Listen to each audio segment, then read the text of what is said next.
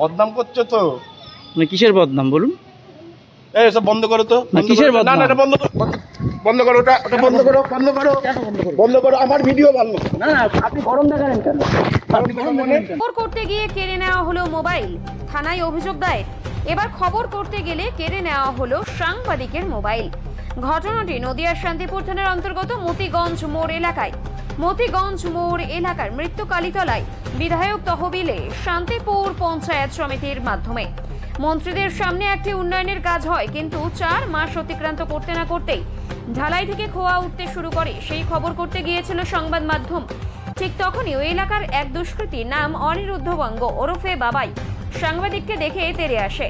সেই দৃশ্য ক্যামেরাবন্দি করতে গেলেই জোর করে সাংবাদিকের হাত থেকে ক্যামেরা ছিনিয়ে নেয় সে। এরপর সাংবাদিকের তরফে শান্তিপুর থানায় একটি লিখিত অভিযোগ দায়ের করা হয় অভিযুক্তের বিরুদ্ধে। অভিযোগের ভিত্তিতে তদন্ত শুরু করেছে শান্তিপুর থানার পুলিশ। যদি কেউ মোবাইল নিয়েছে ওটা আমরা কেস করেছি, ঠিক আছে। ডেফিনেটলি কোনো পার্সনকে অধিকার নেই কি অন্য কোনো পার্সনকে আননেসেসারি হ্যারাসমেন্ট করবে কিছু আছে। যদিও আমি মনে করি যদি if that person is having any issue he should have told, at least পুলিশকে বলতে পারতো যদি ডাউট থাকে। বাট ডেফিনেটলি আমাদের এই গণতন্ত্রের মধ্যে কারো কাছে এই অধিকার নেই কি কাউকে আননেসেসারি ওনার প্রাইভেসি আর ওনার এইটা দিয়ে হেনস্থা করার অধিকার দিচ্ছে।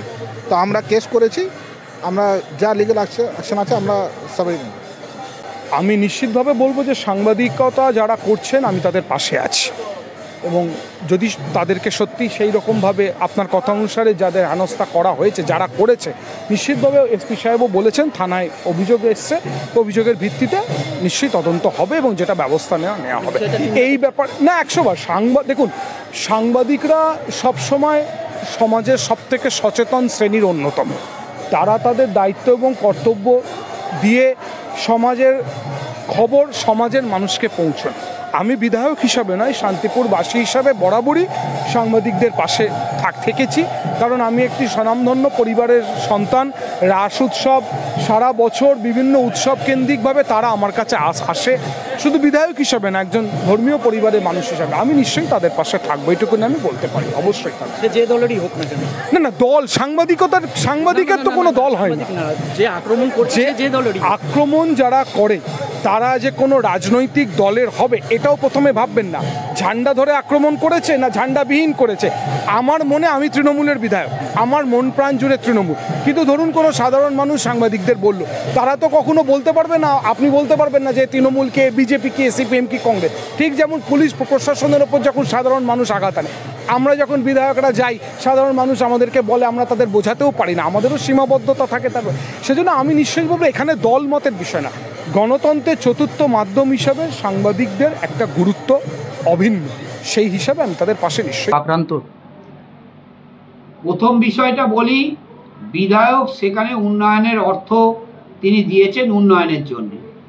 এবার কাজের মান নিয়ে যদি কোনো প্রশ্ন থাকে, সেখানে ইঞ্জিনিয়ার প্রশাসন আছে, কন্ট্রাক্টর আছে, তারা সেই বিষয়ে তিনি নিশ্চিতভাবে দেখবেন। আর যে ঘটনাটা আপনি বলছেন, সংবাদ মাধ্যমকে আমরা সম্মান করি, আমরা বলি গণতন্ত্রের একটা স্তম্ভ সংবাদ মাধ্যম, তারা সংবাদ পরিবেশন করবে। সংবাদ মাধ্যমের উপর যে আক্রমণ তারা আমি তীব্র নিন্দা করছি, এবং যারা দোষী প্রশাসন তাদের বিরুদ্ধে নিশ্চিতভাবে ব্যবস্থা গ্রহণ করবে। কারণ আমাদের সংবাদ, যে কোনো খবর যে কোনো সংবাদ মাধ্যম করতে পারে, এটাই আমার বক্তব্য। আরেকটা বিষয় যেটা হচ্ছে উঠে আসছে যে যেহেতু এটা পৌর এলাকা, তৃণমূল বিধায়ক নিজেও তৃণমূল এবং পৌরসভার বোর্ডও তৃণমূলের, সেখানে দাঁড়িয়ে পঞ্চায়েত সমিতিকে দিয়ে কাজ করা, তাহলে কি তৃণমূলের অন্দরে কোনো গোষ্ঠীদ্বন্দ্ব রয়েছে কি বলবেন? না, এটা আপনাদের ভুল ধারণা। আজকে যে কোনো এমএলএ এমপি ল্যান্ডের টাকা কাজ করতে গেলে সেখানে ডিএম এর মধ্যে দিয়ে, পঞ্চায়েত সমিতির মধ্যে দিয়ে করা যায়, পৌরসভার মধ্যে দিয়ে বিধায়কের উন্নয়নের অর্থ খরচ করা যায় না। আপনার নাম? সনদ চক্রবর্তী, সভাপতি, নদিয়া দক্ষিণ জেলা আইনজীবী।